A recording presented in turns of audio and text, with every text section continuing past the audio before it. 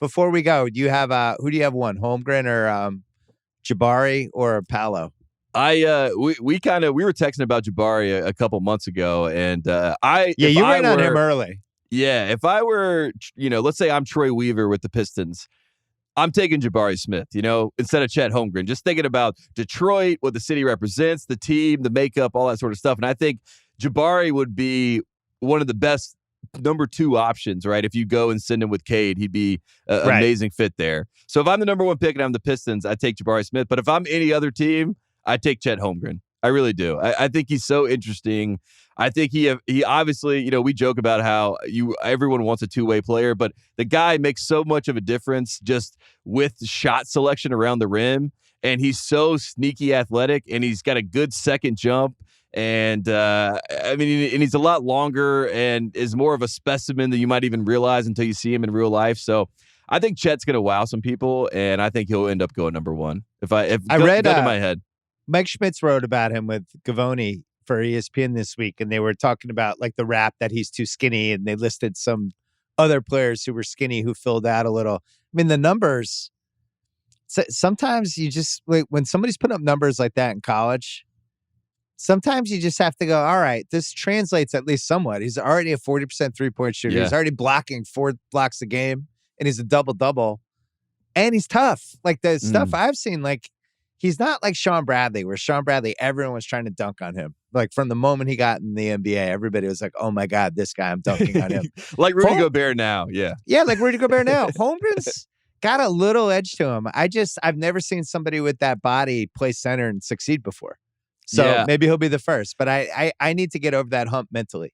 I think Porzingis is the one that scares you. I mean, because your biggest concern is that there's a guy who could probably score 25,000 plus points in the NBA and Jabari Smith if he's in the right situation, and to pass up on that guy, kind of like what Kevin Durant was, to pass up on that guy, and then you end up getting Chet, who can't play. You learn he can't play the 5, and now you have like a specialist that you drafted number 1. It's a stretch 5, and then you got like lower body stuff, and he hurts the knee, and Whereas Jabari's just like worst case scenario, he's a better Rashard Lewis.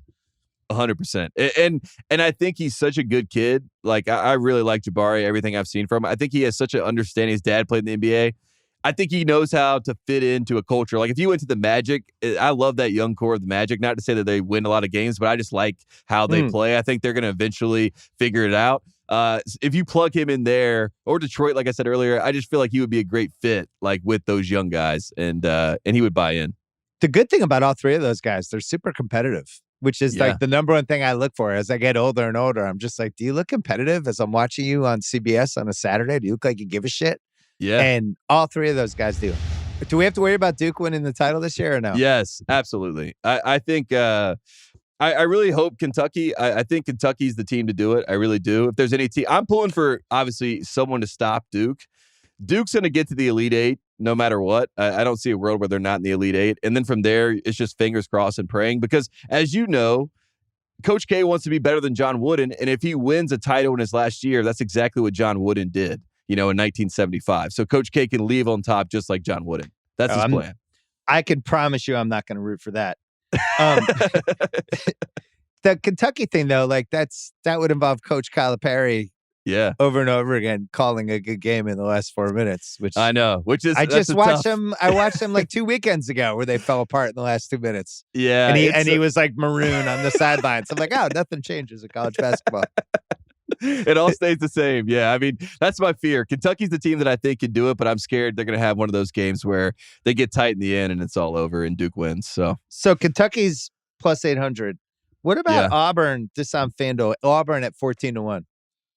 You feel like they got the big guy, they got Jabari. The guard who's kind of a little too involved is the one that worries me with them. Yeah, they have a problem, and the problem is that the 2 guards on the team, Katie Johnson and Wendell Green, who comes in, and he comes off the bench, but Jasper is their starting point guard, but Wendell Green kind of takes over, and whatever their crunch time lineup is, those 2 guards somehow have convinced themselves that they are the clutch guy. Like it's tough. But this is the issue with college basketball. It's always these guards who are never going to, have like 15-year NBA careers who all of a sudden the last 90 seconds are the ones deciding the games. Yeah, and Jabari, I mean, if we were in the NBA, as you know, I mean, Jabari is going to probably bring the ball up at the end of the game, right? Just so he has the ball in his hands. There's no denial there. And that's what you hope Bruce Pearl does. But he has not changed that once. They have not figured that out in all these tight games. So that's what worries me about Auburn. They have the best front court in the country. Walker Kessler and Jabari Smith. Those are 2 lottery picks, I think. But the guards might not be good enough, unfortunately. That's what scares me. Any long shots for you? Any like 30-1ers? You were good at those in the past, like a UCLA 30-1, something like that. I mean, UCLA at 30-1, it's good value. I really like that team. And there's teams that are bored with the regular season, in my opinion, like Illinois. Illinois is bored with the regular season. So, like, I don't know what their odds are, but I like the idea of that team in the tournament. Illinois 50-1 on FanDuel. Yeah, so I like that. I like Illinois. There's some SEC teams like in Arkansas you could talk me into, but a lot of these SEC teams, they're really good at home and really bad on the road. And obviously we're not playing these games at home, so it's hard to really value them or expect to see them play at that level, in a neutral site. Well, you know me, I throw myself into March Madness. I overreact to the top 5 lottery picks for better or worse, and I root against Duke. And this is last year. I don't know if I'm going to be able to root against like John Shire. What do I care? I don't really have a history with John Shire.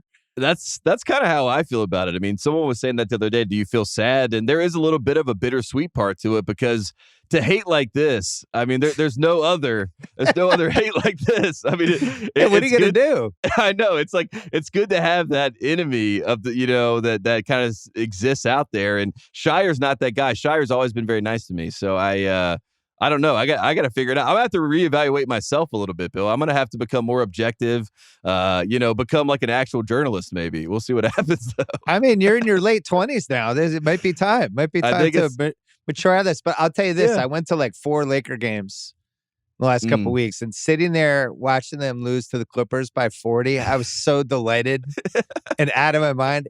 It's like rooting against a coach. The coaches eventually retire. The uniforms never go away. Of course. So of course. You'll still have the Duke piece of it.